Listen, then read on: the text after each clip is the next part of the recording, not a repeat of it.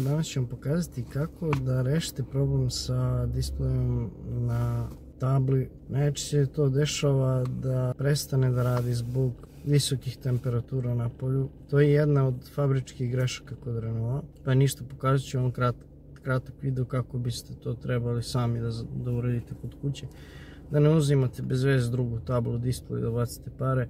Jednostavno instalacija nije dovoljno kvalitetno uređena i dobra da bi trajala, da bi izdržala te temperature. Ovo je tabla kod Renaulta. Ovo je ovdje deo je crkao, pa ćemo njega popraviti. Trenutno radi automobil. Pa ugasio se jednostavno, ne znam zašto, ali izgubio osvetljenje i čudno se ponaša auto kad ugasi taj deo displeja, ali ok. Gasimo. Vadimo ključ. Otvaramo vrata. Čisto zbog kontakta. Sad šta radite? Morate skinuti ovaj deo table, pošto se iza njega nalazi jedan konektor. Znači kako skidate? Samo ovako povucite ka sebi.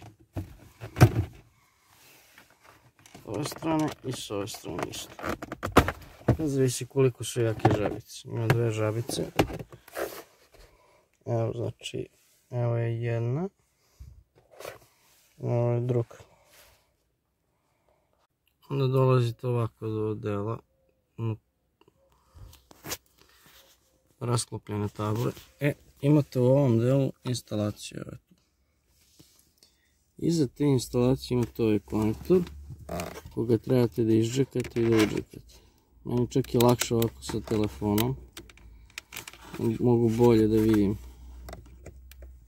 Znači imate ovdje jedno dugmence koje trebate da stisnete. Kad njega stisnete, onda se vidi dobro. Kad njega stisnete, izaći će instalacija. Znači ovdje izaći. Stisnuli smo. Otvorili smo ova vratanca ovdje. Njih povučemo skroz nazad. Kao što vidite, ugasili smo displej. I vraćamo nazad. Istom putanjem. Možete skinuti i ne morate. On se resetovao. Ja se to vratio lepo. Palio se displej. I to je kratko rješenje kako možete sami rešiti sve ovo. Ništa, vraćamo nazad. Ovo je venecijaner, kako ga ja zovem.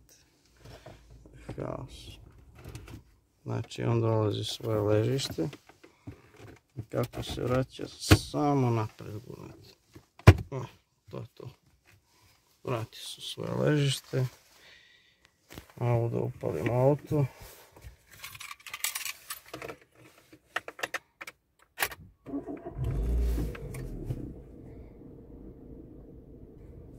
To bi bilo to. Hvala na gledanju i vidimo se u narednom videu. Pozdrav!